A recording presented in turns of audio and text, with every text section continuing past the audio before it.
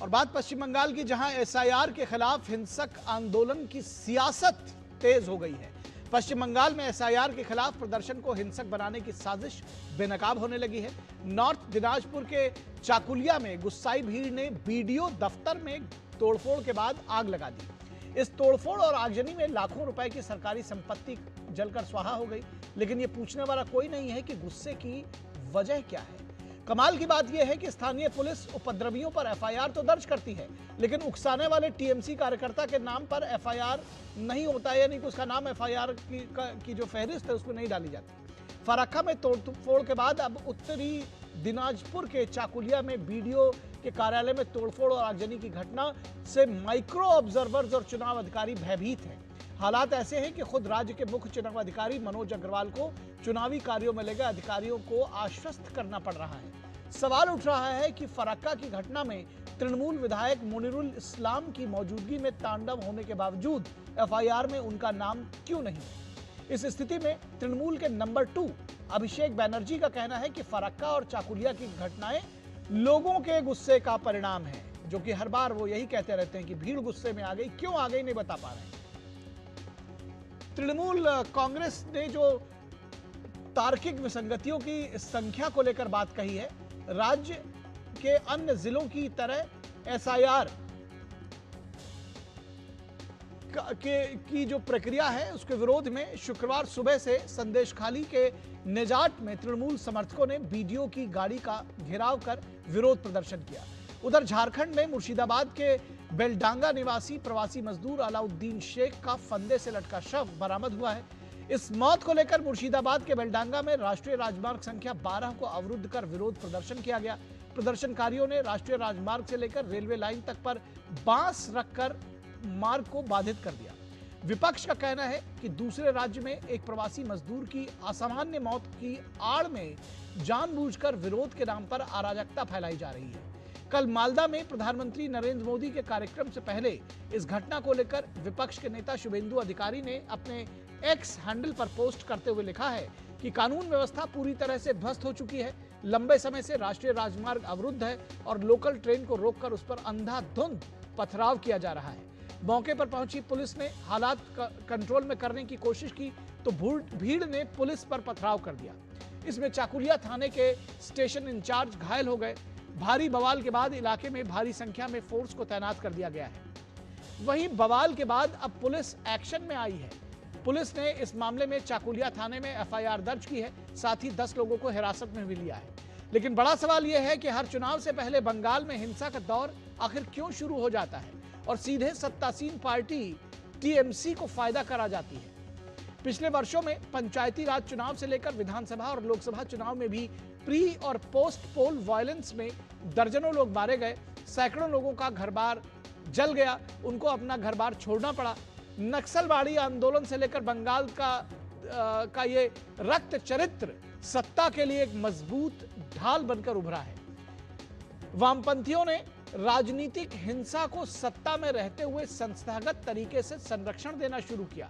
नक्सलवाड़ी तब सिंडिकेट बन चुका था और राजनीतिक हिंसा का शिकार वामपंथियों का उग्र विरोध करने वाली ममता बनर्जी नेता बनकर उभरी। सिंगूर और नंदीग्राम, ये 2 घटनाएं ऐसी मील का पत्थर बन गई जिसने बंगाल में वामपंथियों के 3.5 दशकों के हिंसक शासन को खत्म कर दिया। लेकिन बंगाल का दुर्भाग्य यहीं खत्म नहीं हुआ और हिंसक राजनीति के सूत्रधार सिंडिकेट बनकर सीधे सत्ता की मलाई चाटने लगे। सत्ता की भागीदारी करने के लिए वो आगे आ गए। ये महज संयोग नहीं है कि पिछली सदी के 7वें दशक के आखिर में रक्त रंजित हुआ बंगाल राजनीतिक हिंसा के संस्थागत होने के साथ ही प्रति व्यक्ति औसत आय के मामले में सबसे ज्यादा कमाने वाले राज्य से धीरे धीरे देश के गरीब राज्यों में शुमार होता चला गया और आज हालत बदतर होती गई है। आज उन्हीं अराजक और गुंडा तत्वों के आगे उनको आगे करके ममता बनर्जी चुनावी प्रक्रिया को तहस नहस कर रही हैं। यह कम से कम बीजेपी का खुला आरोप है। और बीएलओ और पीड़ित असित दास का कहना है कि इस पूरे प्रकरण की, इस पूरे हिंसा की, मारपीट की जांच करवाई जानी चाहिए। इसका इतना स्ट्रांग है जो कुछ नहीं होगा। ये लड़का कैसे ये काम कर लिया, I don't know why it is happen, whether any political pressurization has there or not, I will try to find out the actual cause. और टीएमसी नेता अभिषेक बैनर्जी का कहना है कि हिंसा का समर्थन कोई दल नहीं कर सकता। প্রথমত এই ধরনের ঘটনা কোনো দল সমর্থন করে না, কিন্তু মানুষকে যেভাবে হ্যারাস করা হচ্ছে এটা ক্ষোভের বহিঃপ্রকাশ। এরা ঘুষপেটিয়ার কথা বলে আমাদের বাংলাদেশি বলে, এই যে 58 লক্ষ নাম বাদ গেছে তাদের মধ্যে কজন বাংলাদেশি? আপনারা জিজ্ঞেস করুন বিজেপি নেতাদের। মানুষের ক্ষোভের বহিঃপ্রকাশ। কিন্তু আমি আপনাদের মাধ্যমে অ্যাপিল করতে পারি। और बीजेपी नेता सजल घोष का आरोप है कि ममता सरकार बीएलओ को बार बार धमका रही है। एक बीएलओ ने सुसाइड किया, रिपोर्टर लो। उनकी वाइफ रोते हुए चिल्लाते हुए साफ बोल रही है कि उधर की जो काउंसिलर है और उधर के काउंसिलर का चमचा या गुंडा तृणमूल का राजू विश्वास, उन लोगों ने इतना धमकाया कि गलत जितना भी नाम है उसको काटा नहीं जाएगा। ये धमक वो सहन नहीं पाए। उनको ऐसा भी धमकाया गया था कि फैमिली पर असर आएगा, बीवी बच्चों को पीटेंगे। मैं ममता दीदी से पूछना चाहती हूँ, क्या बोलोगे? बुलाओ और एक तो प्रेस कॉन्फ्रेंस बुलाओ, और प्रेस कॉन्फ्रेंस हम लोग सुनना चाहते हैं। और इस पूरी खबर पर बातचीत करने के लिए हमारे साथ पश्चिम बंगाल से हमारे संवाददाता जुड़े हुए हैं, प्रसेनजीत बख्शी जो कि मालदा पश्चिम बंगाल से जुड़े हुए हैं, और सौरभ दत्ता कोलकाता से जुड़े हुए हैं, और उसके साथ ही साथ हमारे संपादकीय सलाहकार संपादक विनोद मिश्रा भी इस पूरे घटना पर, इस पूरे प्रकरण पर अपनी बात रखने के लिए जुड़े हुए हैं। सबसे पहले मैं सौरभ दत्ता के पास जाऊंगा। सौरभ दत्ता, क्या अपडेट आप देंगे हमको, किस तरह से वहां का सूरत हाल है? क्योंकि कोलकाता में बहुत सारी राजनीति इस वक्त चल रही है, कल सुप्रीम कोर्ट का फैसला आने के बाद से, और अब जो हिंसा फैली है फरक्का से लेकर चाकुलिया तक, उसको लेकर। निखिल जी, देखिए आज जो हो रहा है, अगर इसको आपको समझना है तो इसको समझने के लिए आपको 3 दिन पहले चले जाना पड़ेगा।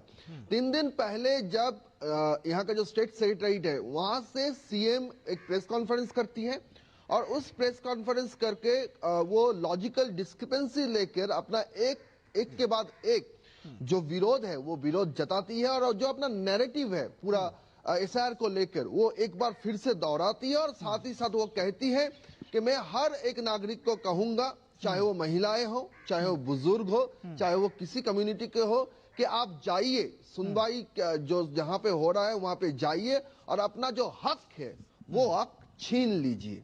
उन्होंने कहा हक छीनने की बात। और दूसरे दिन से हमने पहले दिन देखा फरक्का, जहां पे खुद टीएमसी के जो एमएलए हैं वो उनके नेतृत्व में एक पूरा मॉब चला जाता है एक हियरिंग सेंटर में, और उसके चलते माइक्रो ऑब्जर्वर्स जो है वो त्रस्त होकर रिजाइन करना चाहते हैं, और सीईओ को कहना पड़ता है कि पोल वायलेंस बंगाल में होता है, हर घटना होती है, लेकिन इसका मतलब ये नहीं है कि इलेक्शन कमीशन पीछे हटेगा। आप लोग डरिए मत, पूरे सपोर्ट के साथ आपके साथ हम हैं। लेकिन उसके बाद चाकुलिया का इंसिडेंट सामने आता है, और चाकुलिया के इंसिडेंट के बाद आज तो बेलडांगा, दादा और बेहतर बोलेंगे वहां पे मालदा में है वहां का क्या परिस्थिति है। लेकिन इन सारी बातें को लेकर, इन सारी बातों में और एक बात है जो बीएलओज के बात है, जो बीएलओज जो एग्जीक्यूट कर रहे हैं वहां पर भी एक बात आई है कि अब तक टीएमसी का कहना था कि जो भी बीएलओज, चाहे वो बीमार हो, चाहे या किसी और कारण के उनकी मौत हो रही हो, तो वो सारे के लिए जिम्मेदार है इलेक्शन कमीशन।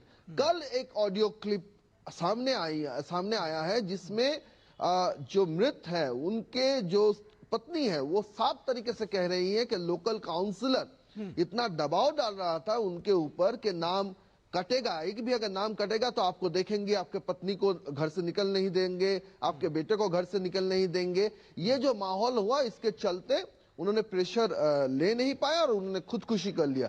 अब सवाल ये, इसको लेकर तृणमूल चुप्पी है, पूरी तरह से तृणमूल चुप्पी बैठी हुई है। लेकिन बीजेपी का कहना है असल में टीएमसी का यही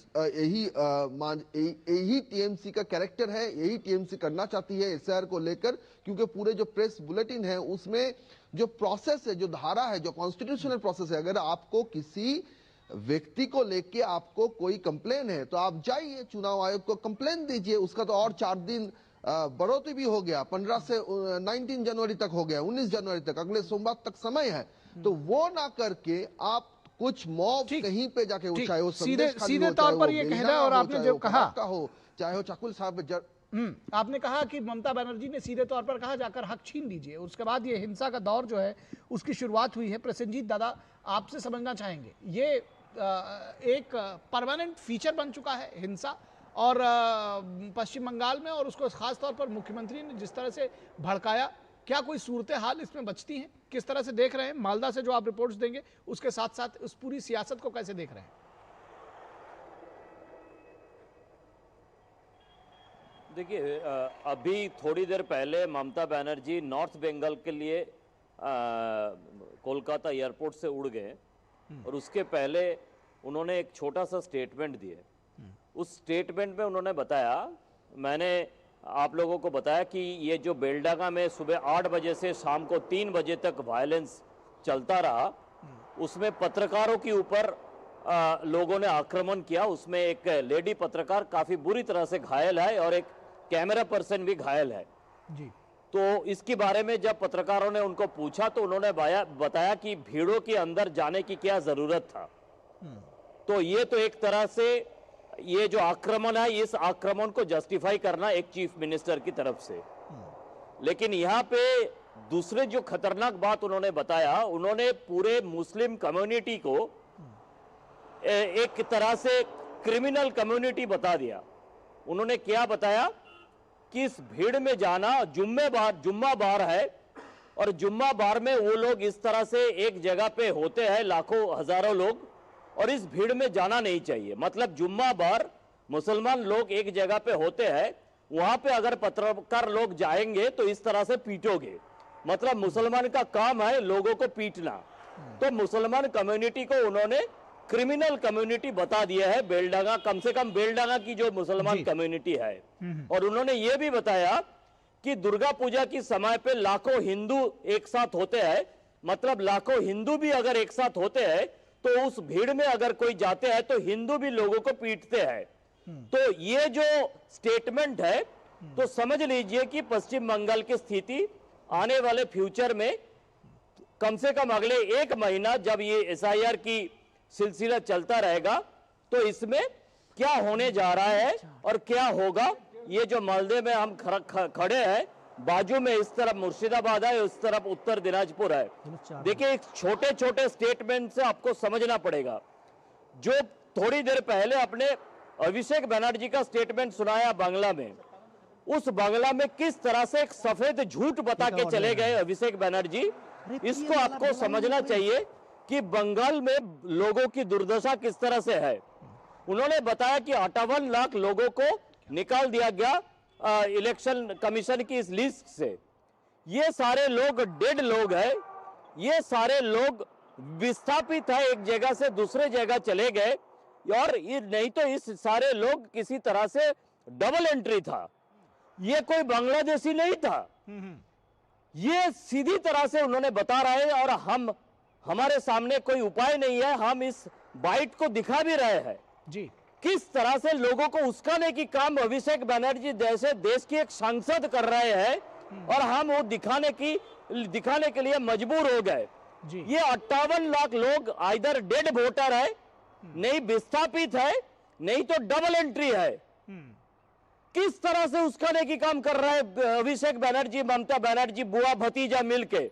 और तृणमूल की लोग या मुसलमान कम्युनिटी की लोग, ये सारे इस गलत बात पे आकर इस तरह से बेलडांगा में जो किया है आज, या फरक्का में किया है परसों, या कल चाकुलिया में किया है, इस तरह से वायलेंस की एक जो एटमॉस्फेयर है ये करता जा रहा है। और ये बंगाल की एक दुर्भाग्य है कि इस तरह की नेताओं के हाथ पे पिछले 2011 से 2026 तक बंगाल की स्थिति बन गए हैं। निखिल जी जी जी जी, निश्चित तौर पर। और ये जो आपने तस्वीर दरअसल खींची है आपने और सौरभ ने, विनोद जी आपसे ये समझना चाहेंगे, दरअसल आपने देखा है कि इतना सारा विरोध करने के बावजूद SIR का विरोध, केवल 8 आवेदन आए हैं।